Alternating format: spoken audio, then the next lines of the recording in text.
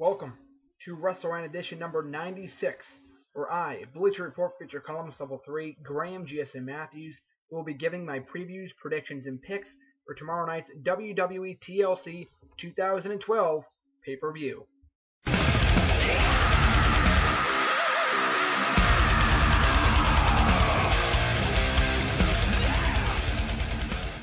Saw later on this evening, I will be watching WWE TLC 2010, the pay-per-view. I have it on DVD, and what a great event it was.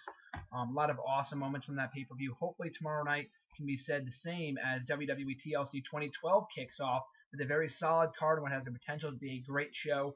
Really hoping for a very amazing show, the final WWE pay-per-view of 2012. Hopefully 2012 can repeat the same success that 2009 had, 2010 and 2011 had as well. So TLC has always been an amazing event since it started back in 2009. Hopefully tomorrow night's 2012 event can continue the trend. And as I just said, I will be breaking down every single match on the card, every advertised matchup that is, in this video, from the WWE, from the World Heavyweight Championship match to the opening Divas bout on the pre-show. I will be breaking down every single match and their previews, predictions, and picks for every single match on the card. So to kick off the show, we will have a Divas Battle Royal, a Santa's Little Helpers match, which will determine the #1 contender for the Divas Championship. Now, this was just announced this past week on Monday Night Raw. The only Diva that was scheduled who I thought was going to win it was AJ. However, since its announcement, AJ has since been removed from the matchup for some reason, probably because she will be advertised or be featured inside the John Cena Ziggler match in some capacity. So maybe that's why she won't be in this match. But with that being said, this is anyone's guess by this point. There's going to be 9 Divas, including Natalya, Alicia Fox, Cameron and Naomi, the Funkadactyls. So there's numerous possibilities as to who can come out victorious here. I don't really honestly want to see Caitlyn challenge for the Divas Championship again, as much as I love Caitlyn. She's already had numerous shots at the championship and does not deserve another one, or does not need another one at this time. She's not ready for the Divas Championship anyway. So quite honestly, after what we saw this past week on Raw, I think Alicia Fox would be the most logical pick to go with. So I'll go with Alicia Fox as the winner of this one. But I'd honestly love to see Natalya come out here. The last time she received a push was at TLC 2010 when she and Beth Phoenix faced Team Laycool, Michelle McCool and Layla, in a Divas Tables tag team match. That was very good as well, one of the best Divas matches in recent memory. So hopefully Natalya's push can be reinstated at tomorrow night's pay-per-view with a victory. However, my official pick will be Alicia Fox for this one. Next up, another recently added matchup of the card, Rhodes Scholars versus Rey Mysterio and Sin Cara in a tag team tables match, where the winners will be determined, will be considered the #1 contenders for the WWE Tag Team Championships at a later date. This has the potential to be a very fun matchup. We've seen a lot of good matchups between both teams in the past, and this, adding in the ladder stipulation, this could be a very, very good match. That'll be a nice opener to the show as well if it indeed kicks off the show. Very glad to see Cody Rhodes back. Him and Damien Sandow are a dream team in my opinion. They are future WWE Tag Team Champions. So with that being said, my obvious pick for this one would have to be Rhodes Scholars. Rey Mysterio and Sin Cara haven't been featured together in recent weeks for some odd reason. From what I've been reading, Rey Mysterio has been taking some time off due to personal issues, so maybe that's why. But they also have been great as a tag team since forming a few months back. I want to see them as WWE Tag Team Champions at some point as well, but I can't honestly see them taking the titles off Hell No.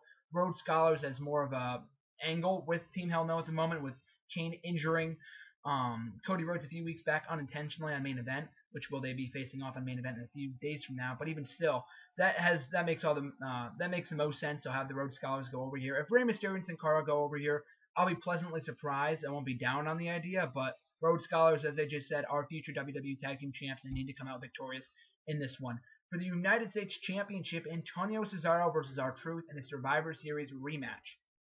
Now, this feud hasn't been anything all that great. Quite honestly, I do not like R-Truth all that much as a face. I loved him in his heel persona from last year. He was on fire until he got suspended, came back as a bland face. Actually, let me correct myself there. He was fine when he came back, when he was stalking Miz. That was pretty cool. He was still somewhat crazy. Now he's just a bland mid-carder that is back to his 2008 gimmick with rapping and whatnot. Something I really just don't want to see with the What's Up chants. Something I really don't want to see with R-Truth, and having him win the United States Championship would be a huge mistake. Antonio Cesaro, on the other hand, has been a work in progress since debuting back on SmackDown back in April rather. He's been a great talent since his debut. and capturing the United States Championship has been the best thing for his character. Dumping Oksana, this guy's got a great theme, great moveset. His mic skills, are meh at best, but even still, they're getting there. And as I just said, this guy's an amazing performer, and he should put on a good match with R-Truth. Not many people would care about this match, but even still, it will be a good, solid match nonetheless. Of course, I have to go Cesaro on this one. I really hope that he holds a championship for months to come, up until at least WrestleMania, where he should defend against the returning Christian. Now, Christian hasn't been seen since his pectoral injury, I believe it is, back from August, or a shoulder injury, I believe. I'm not exactly sure. But I really want to see those two face off after they had that awesome match back on SmackDown in late August. So hopefully, and I do predict for Cesaro to go over here and still United States Champion after TLC. Speaking of mid-card titles, we're going to be having Kofi Kingston versus Wade Barrett in a match for the Intercontinental Championship. Now, this feud has been much better than the U.S. title feud. Kofi Kingston, I'm kind of impartial to Kingston. I like him, and I don't really like him. I don't like him as Intercontinental Champion, quite honestly, mostly because he's held that championship 4 times. Don't get me wrong, he's been a good champion, but Wade Barrett could do wonders with the belt, similar to how Cody Rhodes did the same thing about a year ago when he was holding the championship. Wade Barrett should be World Heavyweight Champion at this point in time, but with Dolph Ziggler, Big Show, Sheamus all waiting for an opportunity at the world title, I don't think Wade Barrett's time is now. Maybe at some point next year he will be World Heavyweight Champion. I can almost guarantee that. But as for right now, holding the IC Championship could do wonders for his character in the belt itself. So this match also should be a very good match. We've seen these two battle numerous times over the years. Specifically last March when Barrett took the IC Championship from Kofi Kingston. If you can recall, look it up on YouTube if you haven't seen it already. But Kofi Kingston was going for the Trouble in Paradise. Wade Barrett countered with a beautiful wasteland to capture the IC Championship. Wade Barrett's first run as IC Champion was absolutely forgettable, so hopefully this time around it will be much better. I do predict Wade Barrett to hold the championship at some point in time, but it should happen on Sunday after looking weak these past 2 weeks against Kofi Kingston. My official pick for this matchup is Wade Barrett, your new Intercontinental Champion following TLC. Now on to our 3 top main events for the show. Big Show versus Sheamus in a chairs match, almost a tables match there for a second, for the World Heavyweight Championship. Now, when this feud first started back in October, I hated it. Sheamus was in a shitty position, Big Show was in a shitty position, yet the match at Hell in a Cell was amazing. One of the best matches in both guys' careers. I wouldn't say best of the year, but it was actually, I will say that. It was one of the best matches this year as far as pay-per-view goes. These guys put it all on the line at Hell in a Cell. Their Survivor Series match was also pretty good. Not as good, but still a very good match as well. Hoping for the same tomorrow night at TLC.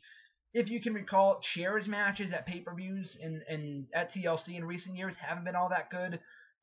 We had Batista versus Undertaker, which was a train wreck in 2009. 2010, we had Cena versus Barrett. A solid match, but the chairs aspect of it was pretty pointless.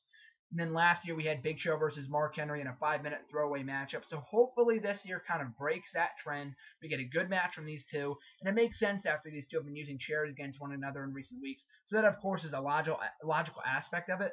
But even still, Sheamus has been showing more aggressive traits in his character in recent weeks. So I've been enjoying that. Same thing with Big Show aside from this past week's SmackDown.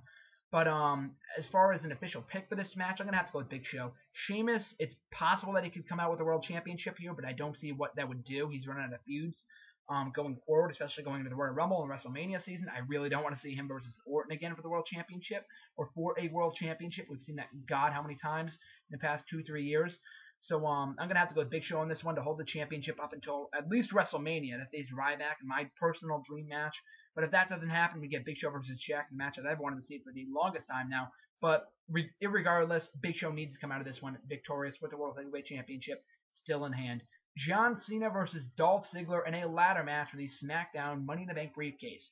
This match should be very, very cool and a very awesome stipulation. The ladder match has been an awesome stipulation in recent years, of course. It's been since its innovation, but I mean at the TLC pay-per-view, it's always been a pretty good matchup. In 2009, we had Christian versus Shelton Benjamin. 2010, we had John Morrison and Sheamus. Yes, correct. And I believe there was one other ladder match that year. Can't correctly recall. But I remember last year we had Triple H versus Kevin Nash and a Sledgehammer in a pole match, which was actually better than expected. So hopefully Cena versus Ziggler will be the best of all those matches. These guys have great chemistry, as we saw on Raw in the past few weeks. So hopefully there's a lot of different possibilities here. A lot of people are speculating that John Cena could, of course, come out victorious here and then go on to win the World Heavyweight Championship, then defend against The Rock at WrestleMania, Rock versus Cena, number 2, with both World Championships on the line. And that is not something I want to see, quite honestly. I don't want to see the unification of the titles. But if Rock versus Cena was to happen, it should not be for a championship. And if it is, John Cena should be champion. I'm sorry, Rock should be champion going into it. John Cena does not need the World Heavyweight Championship. Keep that on SmackDown. Do not unify the championships. It is not necessary at this point in time. But Dolph Ziggler has been great over the past year. He's been great since his WWE debut 4 years ago. But I mean, this guy has showed immense improvement over the last 6 months since winning the SmackDown Money in the Bank briefcase. This guy's been on a major role, and having him lose to Cena here would be completely pointless. If this match does indeed close the show, expect Cena to go over. But if it doesn't, expect Dolph Ziggler to win here. He definitely should be World Heavyweight Champion in the foreseeable future. And a good way to have Cena lose here is to have AJ turn on him. Now that is something I've been predicting for weeks now, since the storyline started pretty much. But I think this would be the perfect opportunity to execute it. I mean, AJ as a heel would be gold. We saw it a few months ago when she was with Daniel Bryan. So having her and Ziggler, I mean, AJ and Ziggler would be a dream pairing, in my personal opinion. So hopefully Cena does indeed go over here. If he doesn't, the whole place is going to riot. Main event time, Ryback and Hell No versus The Shield, Dean Ambrose, Seth Rollins, and Roman Reigns in a 6-person TLC tag team match. Now originally it was supposed to be Ryback versus Punk in the TLC match for the WWE Championship, but of course due to Punk's injury, we will not be getting that match on Sunday. This match, however, should be very good as well. I have high hopes for this matchup, the Shield's first official match in WWE, so that's something noteworthy right there. They've built this matchup well on SmackDown this past week. Raw, not so much, besides a big brawl to end the show. But I know the hype has been there since the Shield attacked Ryback at last month's Survivor Series. But due to the fact that this match was added so late on in the card due to Punk's injury and the untimeliness of that injury, they should have hyped this more other than WWE.com. I know they've been pushing for that all week long. For that match on WWE.com, hyping it and whatnot. But on television, they didn't do much for it. They didn't do much justice for it at all on Raw. SmackDown, they did a much better job with the Shield promo and the Miz TV segment. So I was glad to see that, and this match should be great. Could go either way. I won't get mad whoever wins. Ryback hasn't won a match at a pay-per-view since what was it? I believe Money in the Bank. He lost at Hell in a Cell. He lost the Survivor Series, and having him losing yet another pay-per-view matchup would not be the best thing for his character. However, the Shield should win their first match in WWE to continue their role going on. So if Shield wins here, I will be ecstatic. They should get their first big win. But if they lose here, I'd be completely fine with it. But if the Shield was to win here, they'd probably pin Daniel Bryan or Kane. That'd make the most sense at this point. But if Ryback goes over, he needs the momentum after losing in recent weeks. So at pay-per-views, I should say. So that would make the most sense. But either way, it could go down the line here. The match itself should be great. As far as an official prediction goes for this matchup, going to have to go with Ryback and Team Hell No. But again, if the Shield goes over here, I'll be extremely happy with that as well. So overall, I'm extremely happy with this card. As I just said previously in this video, it has the potential to be great. I mean, as I just said, TLC in recent years has been amazing. 2009, 2010, 2011. And as I just said before, I will be watching TLC 2010 again tonight to just relive the moments from that show, because that was a great show as well. Hopefully the same can be said for 2012 after tomorrow night. And the entire card looks really, really solid. With the right results and the right matches and the right action and the right booking and whatnot, it could be a great show to end 2012 on a high note. That all being said, I hope you guys enjoy TLC tomorrow night. Enjoy the rest of your weekend. And this is GSM signing out. For next time, guys.